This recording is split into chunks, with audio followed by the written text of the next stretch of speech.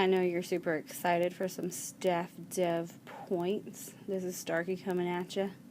I'm going to talk to you about a student engagement tool that I learned about this past week. It's called Plickers, which is short for photo clickers, and it uses your phone, whether it's Apple or Android, and a computer, which we all have. It also uses, as you can see in the picture from the website, QR codes that the students hold up. So I'm going to show you a little overview of how it works and how it looks in my classroom, because these videos on the website are predominantly middle schoolers and high schoolers, but it does work in elementary, as I've tried out in my classroom, second graders. So sit back. Okay, step one. Once you're on the Plickers main site, you click sign up, and then the screen pops up for you to fill in your information. I linked mine to my county email. Totally personal preference. Write down your password so you remember it. I don't think this one has like all of the characters, capital letter, blood type, all that good stuff. It can be very basic. Once you're in, you can use a demo class just to like do quick surveys, or you can actually set up your class. You know, click add new class. I already have a class in here, but it's a similar screen. You can have up to 40 students, probably more. As I look over here, it goes all the way to 60. So for fifth graders changing classes, if you need to, you can have more than just your homeroom class. I just did initials so my kids couldn't be nosy and figure things out as easy. So I just did their initials based on the number that they have assigned to the class. So you just type in, you know, whatever you want, and then click enter, and then, or hit enter, and it pops up. Once you have all the kids in, you know, double check, make sure you have them all. Next step you need are the cards. It's free. I printed mine all on paper. Zoom over here.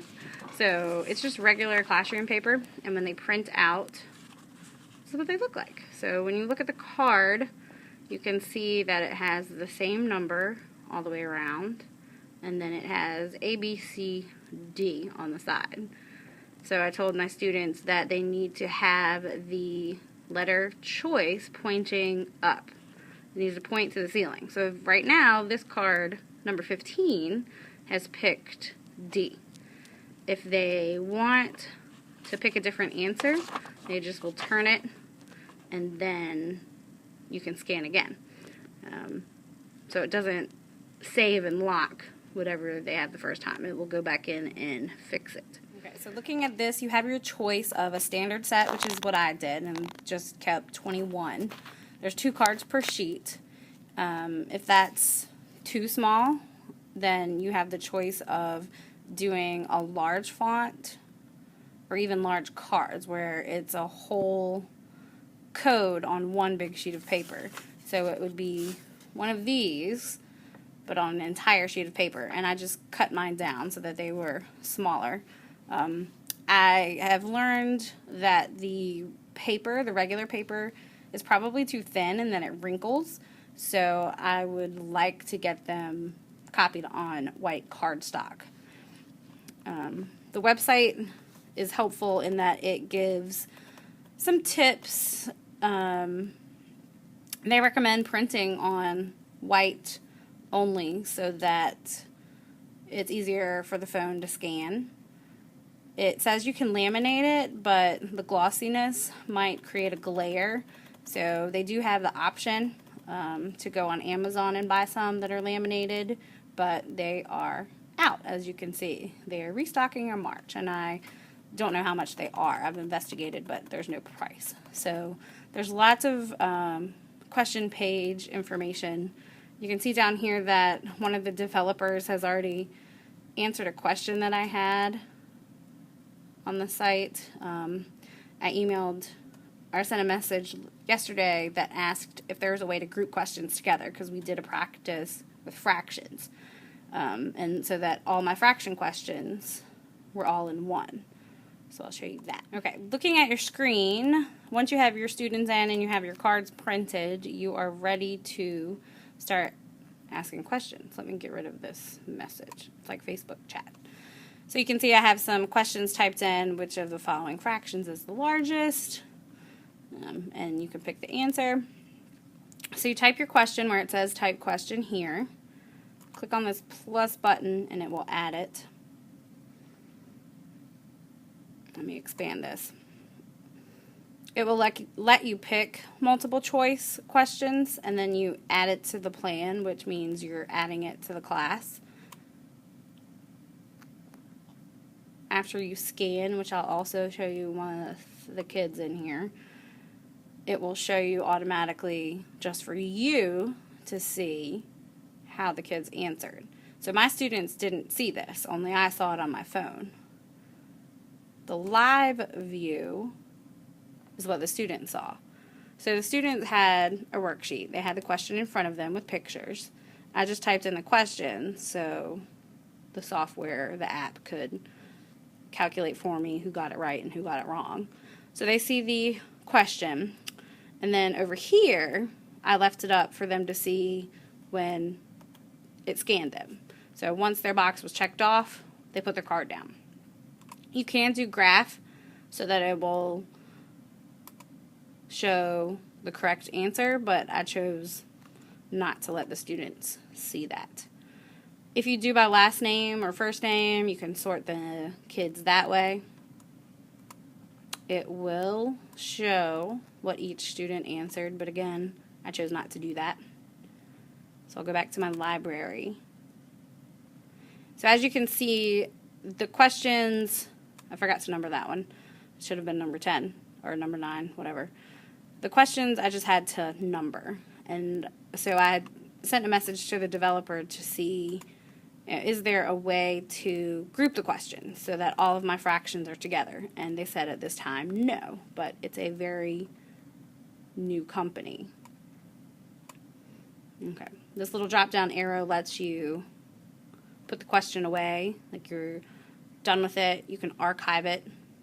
It'll still be in your library. It just won't be an active or current question. If you make a mistake, you can edit.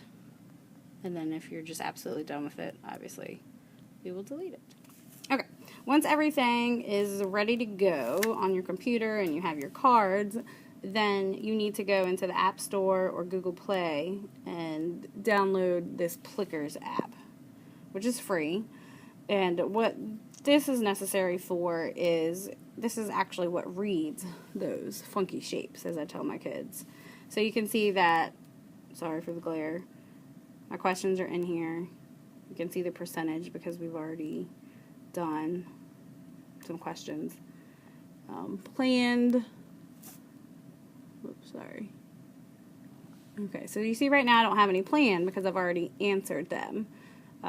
So if you want to, you could even create your question here on your phone, and it'll basically do the same thing that it will on your desktop or your computer. So you type in your question. Advanced lets you put in your answer choices, and then Planet puts it into the system. Okay. Once you scan it, so I still have to show you that. Once you scan it, it will, again, show you some quick data. Alright, so this is one of the questions. You can see everybody has a dash. See the answer choices. Down at the bottom, there is a camera icon. So I would click that, and then this screen pops up. So you can see it's like I'm taking a picture. There's my morning coffee, but it will scan. I wonder if it'll do it. So you can see what it looks like. Guess not, we need kids. It's hard to hold and shoot at the same time. But I'll show you that once the kids are in the room and they can just do a practice. They get pretty excited about it. So that's kind of the basics. The only thing I don't think I've shown you is how to do it with humans. So that will be the next step. Okay, so you can see I have it projected on the board. And we're going to practice with the students in the room. Everyone say hi. Hi. Okay, you have your cards, right? Yes. Alright, we are going to practice a question. Okay. So then we'll show the answers. Let's see. True or false? There are 5 vowels. The answer is true. There are 5 vowels. Alright, so I'm going to keep it on live view on my computer. Where's my phone? Okay. So then on the phone, we change the question. Let's see. Back. Let's do this one. It's like a poll. So the question says, my favorite subject is... That's really blurry. My favorite subject is... So you have a choice. There is no correct answer. It's whatever your opinion is. A, math. B, science. C, reading. D, writing. Yeah, I know. I can't pick 2 answers. That's a bummer. So you have to remember that your answer choice is pointing where? At the ceiling. Pointing to the ceiling. Is it right? There's no right or wrong answer. It's only your opinion. For some reason it's blurry, but you can see the little white ovals popping up to say that it's scanned. We'll go back across the room. I don't know. Okay.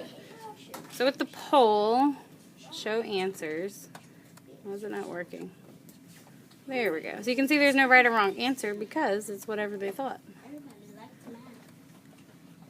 So it looks different, yeah. So Jeremiah, which one had the most votes? Was the most popular? Math. And how do you know? Because it got 15. And everything else got 2. And B got 2, C got 4, and D got 0. Nobody likes writing. Nobody likes writing? Yeah. That's horrible. I like reading. We'll have to work on